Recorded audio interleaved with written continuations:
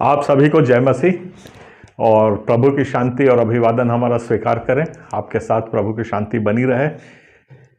Chhattisgarh Christian forum के ये कार्यक्रम सत्य की आवाज़, सच की आवाज़ में आपका हम एक बार फिर से स्वागत करते हैं और विशेष तौर से आपको उस कड़ी में लेके जाते हैं जब 26 अप्रैल को यहाँ हमारे सुकमा जिला में एक बहुत बड़े चर्च का उद्घाटन हुआ। ये आदिवासी चर्च था और इसे बहुत जोश के साथ परंपरागत तरीके से सभी ने उसको खुशियां मनाई।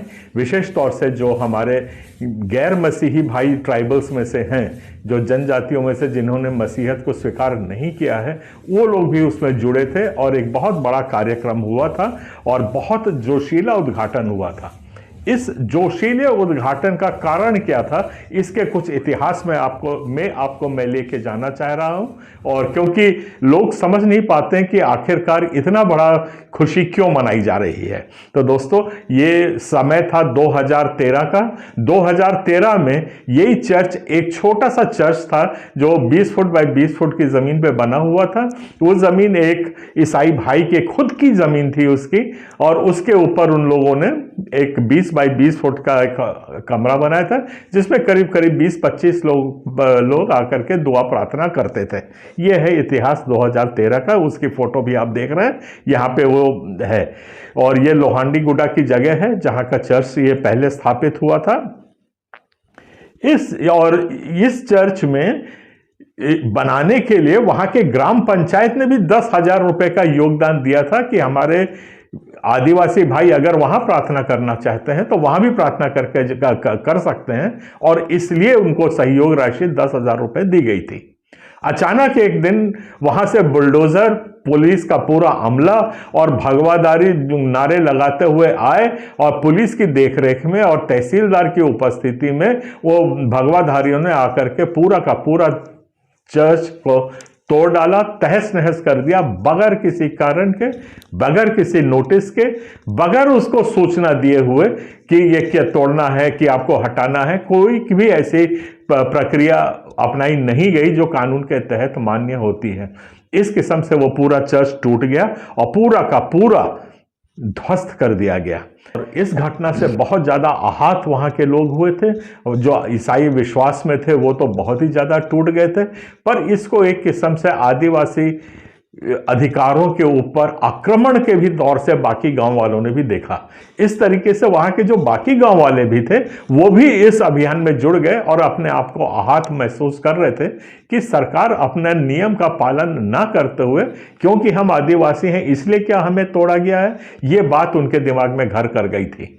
और उसके बाद फिर जब बहुत आंदोलन हुआ और हम लोगों ने भी, छत्तीसगढ़ क्रिश्चियन फोरम ने भी अपनी उपस्थिति वहां पे दर्ज कराई। हम लोगों ने सरकार के पास, मुख्यमंत्री के पास और ऐसी कई एजेंसियों के पास अपना विरोध वहां पे प्रकट किया। हम लोगों ने एक जांच की मांग की और जांच की मांग की गई तब बड़ी विचित्र तथ्य वहां पे उभर के सामने आया। सबसे पहली बात यह थी कि तहसीलदार ने किसी भी प्रकार का कोई नोटिस नहीं दिया था। वैध होने की कोई छानबीन नहीं की गई थी। यहां तक कि जिसका मकान, जिसकी जमीन थी, उससे यह भी नहीं पूछा गया था कि आप क्यों करते हैं, क्यों बनाए हैं, क्या किए हैं। तो ये सब अनियमितता हुई थी, इसको हम लोगों ने उजागर किया और इसको आनन फानन में, ये खसरा नंबर 524 की बात है जो कि हमारा निजी जमीन थी, आनन फानन में सर आप देख रहे हैं यहाँ पे कि वो तहसीलदार ने वहां से एक बैक डेट पे, पुरानी तारीख पे एक वहां पे नोटिस जारी की जब हल्ला खूब मचा कि ये चर्च अवैध है करके। और वो नोटिस को जब गांव वाले हमारे नहीं ले रहे थे तो पुलिस की धमकी चमकी में हम नक्सलाइट धारा में बंद कर देंगे, ऐसा करके उनसे बैक डेट पे नोटिस का उनसे प्राप्त की गई। नोटिस को प्राप्त करके जब सारी बातें तहसीलदार के न्यायालय पे गई तो तहसीलदार ने वहां एक तरफा आदेश पास कर दिया कि अब चर्च का निर्माण आप नहीं करेंगे करके, कि हम अब वहां के न्याय नहीं होने देंगे। तब से ये हमारी जंग वहां पे चालू हुई है और उस जंग का नतीजा आप देख रहे हैं कि आज 26 अप्रैल को इतना बड़ा चर्च वहां पे फिर से पुनः आजादी खुशियां मनाई जा रही हैं। जब ये घटना हुई तब इसको बहुत से प्रेस ने भी इसको कवर किया, दी हिंदू ने कवर किया, अपना टाइम्स ऑफ इंडिया ने उसको कवर किया। ऐसे करके ये पूरा एक राष्ट्रीय मुद्दा बन गया कि आदिवासियों के विरुद्ध इस किस्म से उनके अधिकारों का हनन हो रहा है, उनके अधिकारों के ऊपर, उनके जो फंडामेंटल राइट्स हैं, जो मूल अधिकार हैं, उसके ऊपर भी आक्रमण हो रहा है करके। तो ये बहुत बड़ी बात बनी थी और काफ़ी इसमें सरकार सख्ते में आ गई थी। और इसको फिर फ्रंटलाइन मैगजीन जो इंग्लिश मैगजीन है उसने भी इसको कवर किया था। और उसको कवर करने से बहुत, मतलब उन लोगों ने तो इतने अंदर जा जाके अपने पत्रकारों को भेज करके जो दस्तावेज और मुद्दे जो उन लोगों ने करोत के निकाले थे वो बड़े चौंकाने वाले थे। और उन लोगों ने साफ उसमें लिखा भी हुआ है, वो आर्टिकल उसमें मैगजीन में है कि ये सरकार जो उस वक्त की रमन सिंह की सरकार थी वो हमसे न्याय करने में असमर्थ थी। ये वहाँ के उन लोगों ने किया था और मार्जिनलाइज्ड, मतलब इनकी कोई वैल्यू नहीं है। मतलब वहाँ जो ईसाई बन जाता है वो नागरिकता उसकी सोचे समाप्त हो जाती है। इस किस्म के इश्यूज को फ्रंटलाइन मैगजीन ने उस वक्त उठाया था और इससे काफ़ी कुछ सख्ते में आए थे। और अभी तक कोई स्थिति बदली नहीं है, उसी किस्म के हमले अभी भी हो रहे हैं, अभी भी प्रताड़ना का दौर चालू हुई है। तो ये एक किस्म से पूरे आदिवासी समाज, जिसमें से कुछ लोगों ने अपना विश्वास बदल लिया है, उनके ऊपर खास तौर से ये आक्रमण और हमले हो रहे हैं।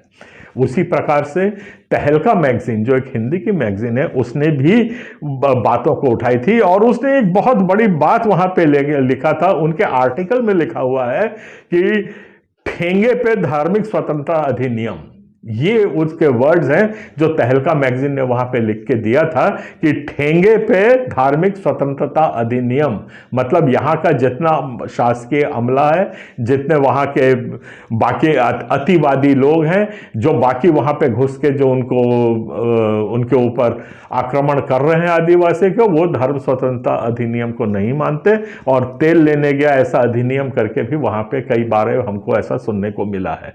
तो ये जो दो बातें उभर के आई थी वो बहुत खतरनाक थी। वो हमारी डेमोक्रेसी के लिए, हमारे गणतंत्र के लिए एक किस्म से बहुत घातक है। हमारी कॉन्स्टिट्यूशन का एकदम विरोधाभास है।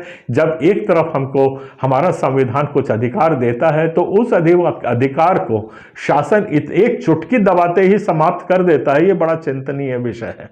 ये इसके बाद वहाँ के आदिवासियों ने और हम हमारे जैसे और 2-3 संगठन थे, उन लोगों ने मिलकर के फिर निर्णय लिया कि हम ये चर्च फिर पुनः स्थापित करेंगे। तो सुकमा जिला में जाकर के हम माननीय कवासी लखमा जी जो भी मंत्री हैं उनको बहुत तहे दिल से धन्यवाद भी देना चाहते हैं कि उन्होंने जाकर के पहले हमारे चर्च के लिए ज़मीन वहाँ पे अलॉट कराई और ज़मीन मिलने के बाद वहाँ पे आदिवासियों ने एक एक मुट्ठी चावल इकट्ठा करके, आश्वासन तो बहुत मिले कि मैं पैसा दे रहा हूँ, वो दे रहा हूँ, पर अल्टीमेटली वो जो चर्च बना है उनके एक एक मुट्ठी चावल, एक एक मुट्ठी दाल और जो कुछ भी वो कमा के लाते थे 100-200 रुपए, उसमें से 10-20-25 रुपए उन लोगों ने जमा कर करके आज इस भव्य इमारत का निर्माण किया है, जिसमें आज 2000 लोग वहां पे बैठ सकते हैं। तो ये कोई छोटी उपलब्धि नहीं है और इसलिए ये सारे लोग वहां पे खुशी मना रहे हैं। 3 दिन और 3 रात से नृत्य, आदिवासी नृत्य हो रहे हैं और कई लोग बोलते हैं ना परंपरा खत्म हो गई, परंपरा ईसाई धर्म खत्म कर रहा है। आप यहाँ पे स्क्रीन पे भी देख सकते हैं किस खुशी के साथ वही परंपरा को मानते मनाते हुए सब किस्म के आदिवासी लोग उस खुशी को मना रहे हैं। तो मूलतः ये जो लड़ाई थी, ये लड़ाई जो थी कि आदिवासियों के अधिकारों का जो हनन हो रहा था उसके ऊपर शासन करने के लिए पूरी ताकत लगा रहा था, उस ताकत को ध्वस्त करते हुए उनने संवैधानिक मूल्यों को स्थापित किया है।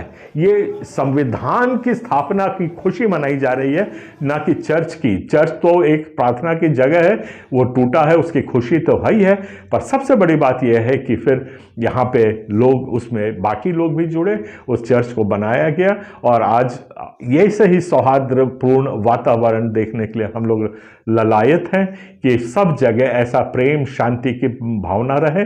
और इसी एक वो पूरा इतिहास था। तो ये जो 26 अप्रैल को जो आप देख रहे हैं इतनी खुशी मनाई गई है, इन कारणवश ये सारी खुशियां मनाई गई थी और हम उम्मीद करते हैं आगे भी इस किस्म का हमारे लोकतांत्रिक मूल्य का सम्मान किया जाएगा, कोई भी किस्म से उनका हनन नहीं होगा और इस किस्म से शांति और प्रेम और भाईचारा जीने के लिए हम लोगों को सबको समय मिलेगा। ये पूरी करते हैं। हम सभी को धन्यवाद देते हैं जिन लोगों ने इसको सक्सेसफुल करने में पूरा अपना योगदान मदद किया है, उन सब के हम बहुत ही धन्यवादित हैं और विनती करते हैं कि आगे भी हमारे मूल्यों की इस किस्म से रक्षा की जाएगी। आप सबको मसीह में नमस्कार। और सब भाइयों से मैं बड़े निवेदन करना चाहता हूं कि ये जो हमारा छत्तीसगढ़ क्रिश्चियन फोरम का ये जो चैनल है, ये मसीही आवाज़ को उठाता है, सत्य की आवाज़ को उठाता है, आप तक पहुंचता है और वहीं तक हमारी बात रुकती नहीं है। हम किसी भी समस्या का पहले सच्चाई को जानते हैं, उसके कारण ढूंढते हैं, कारण ढूंढ के उसके समाधान की ओर अग्रसर होते हैं, फिर उसके बाद सरकार से, सिविल सोसाइटी से, कानून से जो कुछ भी हमको रक्षा संरक्षण चाहिए होती है उसको लेकर हम संवैधानिक मूल्यों को स्थापित करते हैं। तो इसमें आप लोग बने रहिए, इसको लगातार आप लोग देखते रहिए, केस टू केस बेसिस पे भी और राष्ट्रीय स्तर पर भी हम ऐसे मुद्दे उठाते रहेंगे। निवेदन कर रहे हैं कि आप इस चैनल को जरूर सब्सक्राइब करें और अपने आप को सुरक्षित रखें, अपने बच्चों का भविष्य बनाएं, देश में संविधान को स्थापित करने में हमारी मदद करें। जय मसीह, सबको जय छत्तीसगढ़, जय जोहार।